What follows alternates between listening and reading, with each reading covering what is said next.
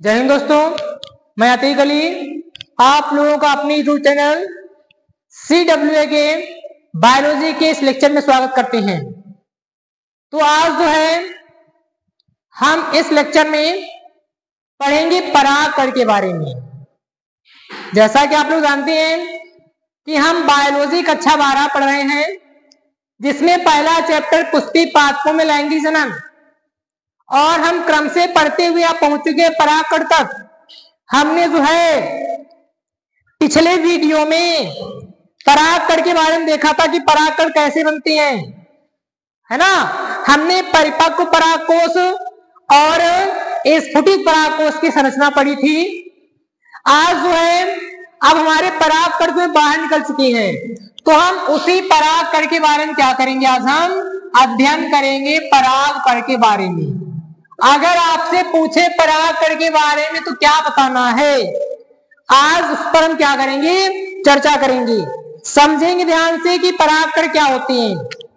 देखिए, सबसे पहला पॉइंट जो हमारा परागकण के बारे में रहेगा कि जो परागकण होता है वो नर युग्मकोद्भिद होता है। कैसा होता है, नर युग्मकोद्भिद होता है। हमने पिछले वीडियो में इस पर बात की है कि जो तुम्हारा परागकण होता है वो नर युग्मकोद्भिद होता है, बताया है ना। हमने बताया था कि जो तुम्हारा परागकण होता है वो नर युग्मकोद्भिद होता है, बताया था ना।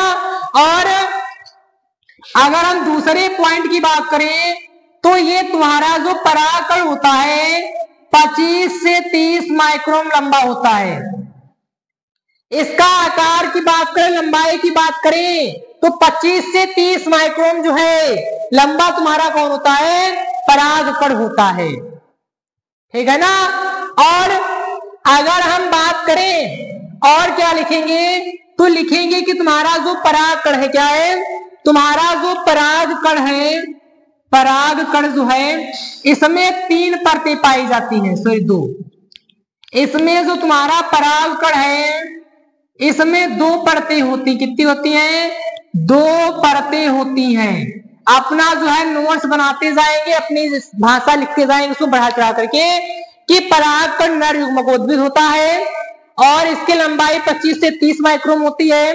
फिर नई लाइन से लिखेंगे कि इसमें जो है 2 परतें होती हैं, यह परागकण 2 परतों से मिलकर के बना होता है। सबसे पहली परत की हम बात अगर करें कि सबसे पहली परत कौन होती है, तो सबसे पहली परत होती है बाह्यचोल। क्या होती है, सबसे पहली परत होती है बाह्यचोल, और दूसरी परत होती है अंतःचोल। क्या होती है, अंतःचोल होती है। पहली होती है बाह्यचोल, दूसरी होती है अंतःचोल। क्या होती है, अंतःचोल होती है। समझे ध्यान से। परागकण में क्या लिखेंगे, सबसे पहले लिखेंगे परागकण नर युग्मकोद्भिद होता है। दूसरा लिखेंगे इसकी लंबाई 25 से 30 माइक्रोन होती है। तीसरे में लिखेंगे 2 परतों से मिलकर के बना होता है। यह परागकण में 2 परतें होती है, सबसे पहले बाह्यचोल, दूसरा क्या होता है, अंतःचोल। तो आइए हम इसकी पहले संरचना बनाते हैं परागकण की, फिर उसके बारे में देखते हैं कि अंतःचोल और बाह्यचोल या बाह्यचोल और अंतःचोल क्या होते हैं। इस पर हम क्या करेंगे, चर्चा करेंगे, ठीक है ना। तो आइए देखते हैं, ध्यान से समझेंगे।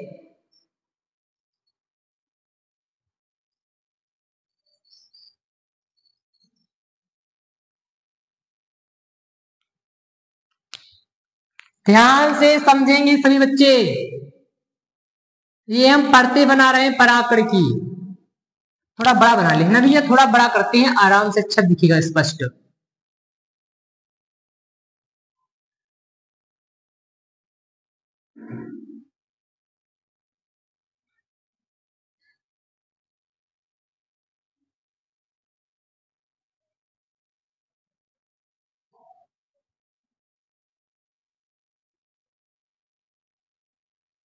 ठीक है ना। देखिए भाई, ये तुम्हारा परागकण है, ठीक है ना। ये आपका है परागकण। इसमें जो ये तुम्हारी ये वाली परत है इसको हम कहते हैं बाह्यचोल। क्या कहेंगे, इस परत को हम कहेंगे बाह्यचोल। और ये जो तुम्हारी ये वाली परत है, ये वाली, इसको हम कहते हैं अंतःचोल। अंतःचोल, ठीक है ना। ये बाह्यचोल, ये होती है अंतःचोल। ध्यान से समझेंगे। अगर बाह्यचोल में हमें लिखना है तो हम क्या लिखेंगे कि जो बाह्यचोल होती है, हेडिंग डालेंगे बाह्यचोल। बाह्यचोल में क्या लिखेंगे कि जो बाह्यचोल या बाह्य परत होती है वो डिजाइनदार, कैसी, डिजाइनदार, है ना। ये जैसे डिजाइनदार होती है ना, डिजाइनदार, कांटेदार होती है। कैसी होती है, कांटेदार, कठोर होती है। कैसी होती है, कठोर होती है। अगर तुमको बाह्यचोल में लिखना हो तो क्या लिखेंगे कि जो बाह्यचोल होती है वो डिजाइनदार, कांटेदार, कठोर होती है। और कठोर होने के पीछे का कारण बताया था हमने कि इसमें एक पदार्थ पाया जाता है स्पोरोपोरेलिन।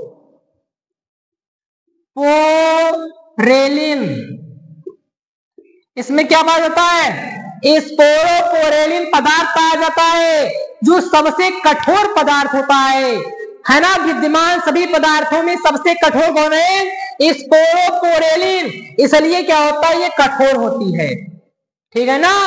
और अगर हमको अंतःचोल में लिखना हो तो हम क्या लिखेंगे, अपने भी नोट सही से बनाएंगे। अगर अंतःचोल में लिखना हो तो क्या लिखेंगे कि यह मुलायम, कैसी होती है, मुलायम होती है, यानी कठोर नहीं होती है ना, मुलायम होती है। कैसी होती है, मुलायम होती है। और जो है इसमें क्या होता है, जो तुम्हारी बाह्यचोल, इसमें जनन छिद्र होता है। क्या होता है, जनन छिद्र होता है। ये देखिए जो इसके बीच में जगह खाली है, स्पेस है ये वाला, ये जो स्पेस आप लोगों को दिख रहा है ये वाला, ये यहाँ पे, यहाँ देख पा रहे हैं, ये होता है जनन छिद्र। क्या होता है, जनन छिद्र। लेकिन अंतः जो चोल होती है इसमें कोई जनन छिद्र नहीं होता, इसमें जनन छिद्र नहीं होता। और इस जनन छिद्र का काम क्या होता है, इस जनन छिद्र से पराग नलिका निकलती है। यहां से क्या होता है, जनन छिद्र से पराग नलिका निकलेगी। और इसमें ये तुम्हारी मुलायम होती है ना, जो अंतःचोल होती है मुलायम होती है, क्योंकि अगर कठोर होगी तो पराग नलिका इसको भेद ही नहीं पाएगी, बाहर निकल ही नहीं पाएगी। अगर इसमें जनन छिद्र ना हो बाह्यचोल में, तब भी इसको एक जो है छोड़ पाएगी, बाहर नहीं निकल पाएगी। इसलिए इसमें क्या होते हैं, जनन छिद्र होते हैं। इसके जरिए क्या होती है, तुम्हारी जो पराग नलिका है वो बाहर निकलती है। और इसमें क्या लिख सकते हैं, देखिए इसमें और क्या होता है, इसमें यहाँ पे एक इस तरीके की कोशिका पाई जाती है। ये इसमें ये कोशिका पाई जाती है। और एक ऊपर ये वाली देखिए छोटी, और ये जो पूरी बची ये वाली, एक ये वाली कोशिका पूरी, ये वाली एक, ये इसको हम कहते हैं जनन कोशिका। क्या कहते हैं, जनन कोशिका। ये जनन कोशिका है। और ये वाली जो है यहाँ पे, ये वाली पूरी, ये कायिक कोशिका है। क्या है, कायिक कोशिका है। और कायिक कोशिका क्या होती है, इससे पराग नलिका बनती है। पराग नलिका बनेगी कायिक कोशिका में, निकलेगी जनन छिद्र से। क्लियर है ना, बनेगी कायिक कोशिका में, निकलेगी जनन छिद्र से। तो ये क्या करना है तुमको, इतनी जो बातें हैं, इतनी जो बातें हैं तुमको पराग कण में लिखनी है। और तुमको क्या करना है, चित्र बना करके दिखाना है। बताइए, क्लियर है ना। ये सभी क्या करना है तुमको, इसमें बनाना है, चित्र बनाना है, ये सब लिखना। इसको आप बढ़ा चढ़ा करके लिख लेना। अगर हम पूरा लिखेंगे तो आपका जो है समय भी व्यतीत हो जाएगा ज्यादा, तो हम ऐसा नहीं करना चाहते। आप लोग उसको बढ़ा चढ़ा करके क्या सकते हैं, लिख सकते हैं, ठीक है ना। तो ऐसा कीजिए, आप लोग उसको बनाइए, फिर हम उसके आगे जो है बताते हैं आपको है।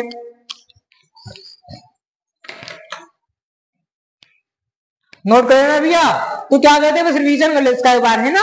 एक बार इसका रिवीजन कर लेते हैं, कैसे लिखेंगे, है ना। इसको लिखना कैसे है, तो क्या लिखेंगे, सबसे पहले हम पराग का हेड डालेंगे, फिर इसमें लिखेंगे कि पराग कण जो है नर युग्मकोद्भिद होता है। इसकी लंबाई 25 से 30 माइक्रोन होती है। इस पराग कण में 2 परतें पाई जाती हैं। परतों के नाम लिख लेने, बाह्यचोल और अंतःचोल। फिर क्या करना है, बाह्यचोल हेड डालनी है। इसमें लिखना है डिजाइनदार, कांटेदार, कठोर होती है क्योंकि इसमें स्पोरोपोरेलिन पदार्थ पाया जाता है। फिर क्या लिखेंगे, इसमें जनन छिद्र उपस्थित होता है, ठीक है ना। फिर अंतःस्टोल हल डालेंगे, इसमें लिखेंगे मुलायम होती है, इसमें जनन छिद्र अनुपस्थित होता है, ठीक है ना। फिर क्या करेंगे आप हेडिंग डाल लेना कायी कोशिका, कायी कोशिका में लिख लेना कि इससे क्या होता है पराग नलिका बनती है, इससे क्या होता है पराग नलिका बनती है, ये तुमको लिख लेना है। और फिर क्या करना आपको ये चित्र बना लेना है और इस तरीके से आपको पेपर में लिख करके भी आना है, ठीक है ना। तो आज जो है हमारा लेक्चर छोटा ही रहेगा, है ना, हमारा टॉपिक यहीं तक है, इसके बाद जो है नया टॉपिक कल से शुरू करेंगे, ठीक है ना। तो आज हम इतना रखते हैं, फिर मिलेंगे अगले लेक्चर में, तब तक के लिए धन्यवाद।